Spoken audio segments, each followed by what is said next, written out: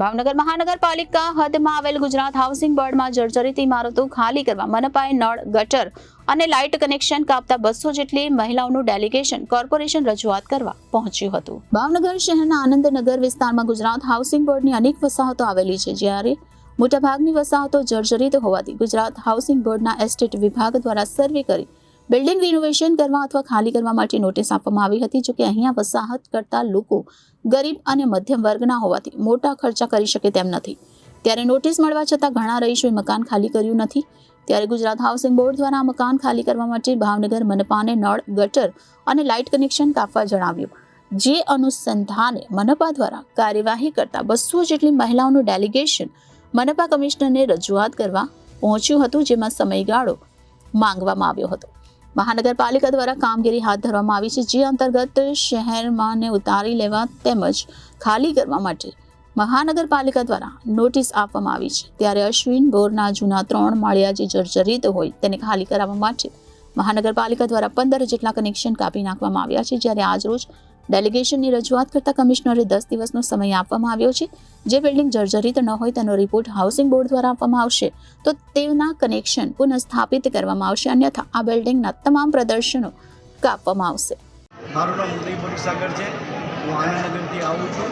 આજ જો તમે આ જે 200થી 300 માણસો જે અત્યારે કોર્પોરેશન કમિશનર સાહેબની ઓફિસે આવ્યા છે, એકચ્યુઅલી કાલે અમને કમિશનર સાહેબ કોર્પોરેશન દ્વારા અમને નોટિસ મળવામાં આવી અને આજે એના અધિકારીને માની નળ, ગટર અને પાઇપલાઇન તોડવા આવ્યા અને ખાડા આવ્યા। તો અમે કમિશનર સાહેબને રિક્વેસ્ટ એ જ કરવા આવ્યા છે કે ત્યાં કમસે કમ 850થી 1000 માણસો રહે છે અને કમસે કમ 500 જેટલા ત્યાં મકાન છે, ફ્લેટ, બરાબર।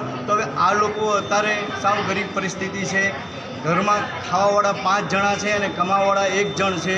તો અત્યારે બહાર જાય તો એના ભાડા પણ 10-10 હજાર, 15-15 હજાર હોય છે। હવે આ સામાન્ય માણસો છે, હવે અત્યારે એનું માન પૂરું પડે છે અને તો અમે કમિશનર સાહેબને રિક્વેસ્ટ કરવા આવ્યા છે કે કમિશનર સાહેબ તમે કહો, તમને કાંઈક ટાઈમ આપો અથવા તમને જે જર્જરિત મકાન લાગતા હોય એને અમે લોકો રિપેરિંગ કરી નાખીએ કે એ રીતે કરીને એ લોકોને કહીએ। એટલે અમે કમિશનર સાહેબને અત્યારે 5 વાગે સમય લીધેલો છે અને કમિશનર સાહેબને અમે રિક્વેસ્ટ કરવા આવ્યા છે કે તમે અમને આ લોકોને મુદ્દત આપો કે તેમથી એ લોકોને રાહત રહે। અત્યારે કમસે કમ 800થી 1000 માણસો છે। હવે અત્યારે ભાવનગરમાં મકાન ક્યાંય ખાલી છે નહીં અને છે તો એના ભાડા બહુ મોંઘા છે, તો આ લોકોની પરિસ્થિતિ નથી કે તે લોકો એટલું ભાડું ભરી શકે। એટલે અમે અત્યારે કોર્પોરેશને કમસે કમ 350-400 જણા આવ્યા છીએ અને કમિશનર સાહેબને રજૂ કરવા આવ્યા છે અને અમને વિશ્વાસ છે કે કમિશનર સાહેબ આનો પહેલાં તમારું નામ? મિત્તલબેન સંજયભાઈ શેઠ, આનંદનગરથી આવું છું, જૂના 3 માળિયા। હું આવી છું હાઉસિંગ બોર્ડના જર્જરિત મકાન માટે સાહેબ પાસે અરજી લઈને, જે અમારી અત્યારે ગટર લાઈન ને પાણી લાઈન કાપવા આવ્યા હતા એની માટે હું અરજી લઈને આવી છું। કારણ કે સાધારણ માણસને 10,000 વ્યક્તિ ઘર છોડીને અત્યારે જાય કે ચોમાસાની સિઝન છે, પ્લસ કે સર પાસે હું એટલી આ અરજી લઈને આવી છું કે અમારી જે મકાન ગટર પાણીની જે અરજી આપેલી છે એ મોકૂફ રાખે થોડોક ટાઈમ માટે, કે એની માટે અમે અમારા મકાન ગોતી શકીએ। કારણ કે વધારે ભાડામાં અમારે બધા રોજિંદા લાવવાવાળા માણસો છે, 8,000 ભાડું, 10,000 ભાડું કોઈને પોસાય એમ નથી, 2-2.5 ભાડું ક્યાંય છે નહીં ભાવનગરમાં, આનંદનગરમાં।